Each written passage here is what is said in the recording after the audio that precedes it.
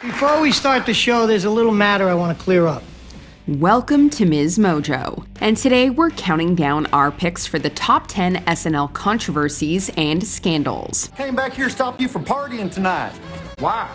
Well, trust me, somebody's gonna post a video of you ignoring COVID protocols. The whole internet's gonna freak out. For this list, we'll be looking at the biggest offenses showcased on America's favorite late-night sketch comedy show. So, which of these messy moments makes you cringe the most? Let us know in the comments. Number 10. Lip Sync Simpson. In 2004, Ashlee Simpson's musical performance on Saturday Night Live turned into a scandal when a technical malfunction revealed that she was lip-syncing.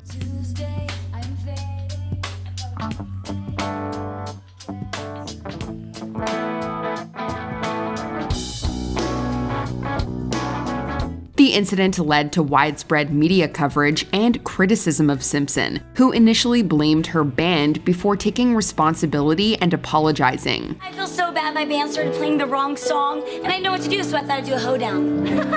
In a 2018 interview, Simpson stated that she had moved on from the incident, but it certainly left a dark mark on her career. And I woke up and I had no voice, and then I should have said, no, I will not go on, I will not do this. And would you do the show again if they asked? I did do it again, which nobody talks about. The lip-syncing scandal also sparked discussions about the common practice of lip-syncing in the music industry. While many pop singers lip-sync during performances, Simpson's incident was highly publicized due to the technical mishap. Also, let's not forget the anxiety jig she improvised when her lip-syncing track was exposed. Number 9. Adrien Brody. In 2003, Adrien Brody made headlines for his appearance as a host on Saturday Night Live. So excited to be here tonight, you know? Yeah. Wow, you're hot. Brody, who had recently won an Academy Award for his role in The Pianist, went off-script during his introduction and wore faux dreadlocks while adopting a Jamaican accent to reference musical guest Sean Paul. The audience fell silent as Brody's actions were perceived as insensitive and inappropriate, leading to criticism and backlash from viewers and the media. Some argued that Brody's behavior perpetuated harmful stereotypes and showcased cultural appropriation. However, others defended him, stating that his actions were meant to be humorous and in the spirit of the show. Nevertheless, we can say that donning a dreadlocked wig and speaking in a horrible Jamaican accent is in bad taste. Guys, please. I only get one chance here. Number 8. Rage Against the Man. Rock group Rage Against the Machine was invited to perform on SNL in 1996. Known for their left-wing political views, Rage planned to make a statement by hanging a pair of US flags upside down on stage to protest presidential hopeful Steve Forbes, who was also the host of the same episode. NBC officials aborted the protest by ripping down the flags just before the band's performance of Bulls on Parade. Later, as they waited to perform Bullet in the Head, SNL officials asked Rage to leave the building. The incident sparked controversy and debate over freedom of expression and the role of political statements in music. Rage's protest and removal from SNL demonstrated the power of music to challenge and confront political issues.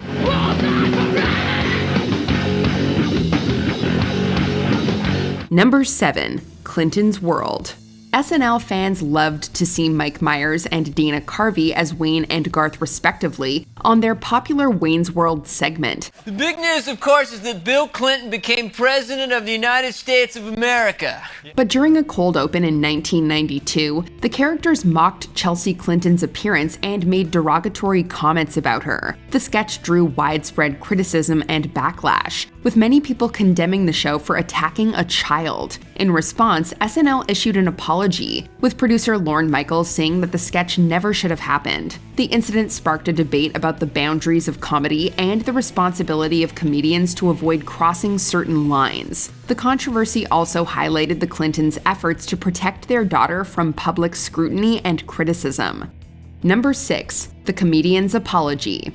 The controversy surrounding Pete Davidson's comments about Dan Crenshaw brought to light the fine line between comedy and disrespect. You may be surprised to hear he's a congressional candidate from Texas. On one hand, comedians often push boundaries and make jokes about sensitive topics. However, some people felt that Davidson's comments went too far, particularly given Crenshaw's military service and sacrifice. I'm sorry, I know he lost his eye in war or whatever.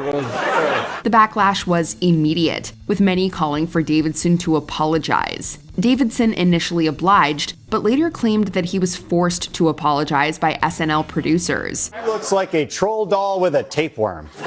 The situation ultimately resulted in a teachable moment, as Crenshaw was able to use the incident as an opportunity to advocate for more civil discourse and understanding in politics. Still agree on some things, but also this: Americans can forgive one another.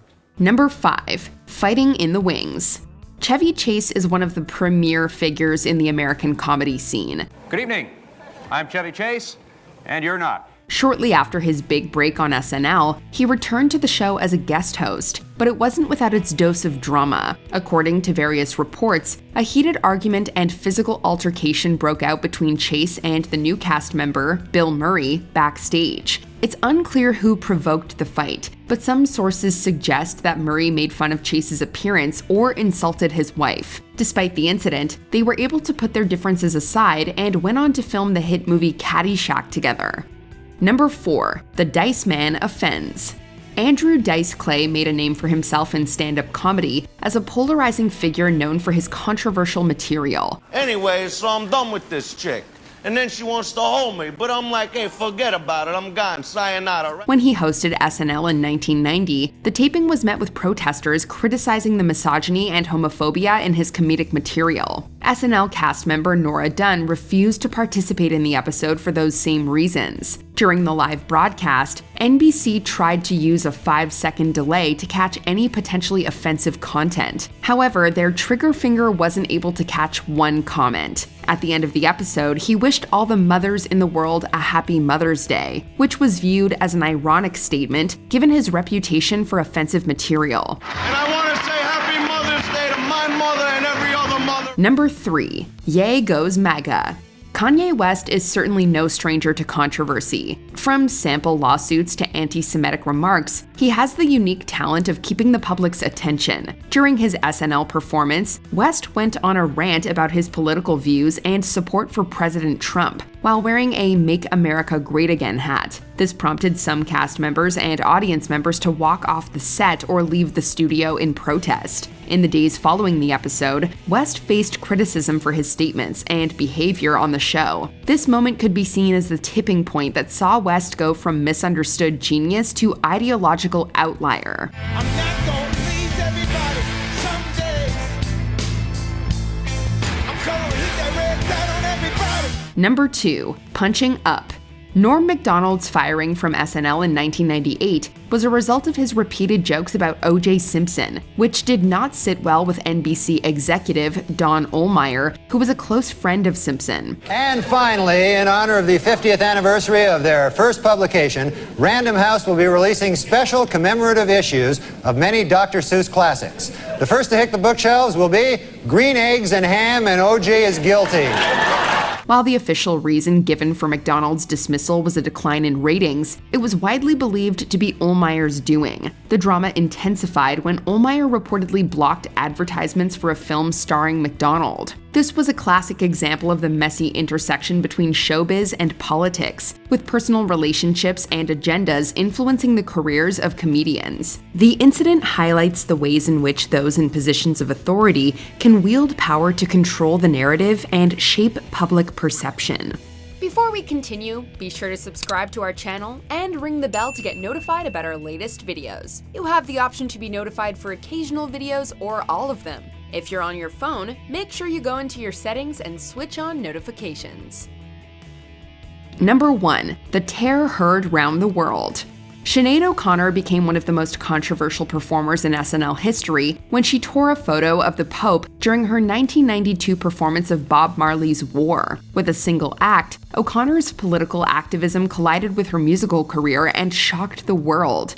We have confidence in the victory of good over evil. The backlash was swift, with devout Catholic Joe Pesci even threatening her with physical violence. One thing, she was very lucky it wasn't my show. The moment left the SNL audience stunned, and the staff behind the scenes in shock. O'Connor's career suffered in the following years, and the incident remains a stark reminder of the power of protest and the risks artists take when they mix their political beliefs with their art. Fight the real enemy. Check out this other recent clip from MsMojo and be sure to subscribe and ring the bell to be notified about our latest videos.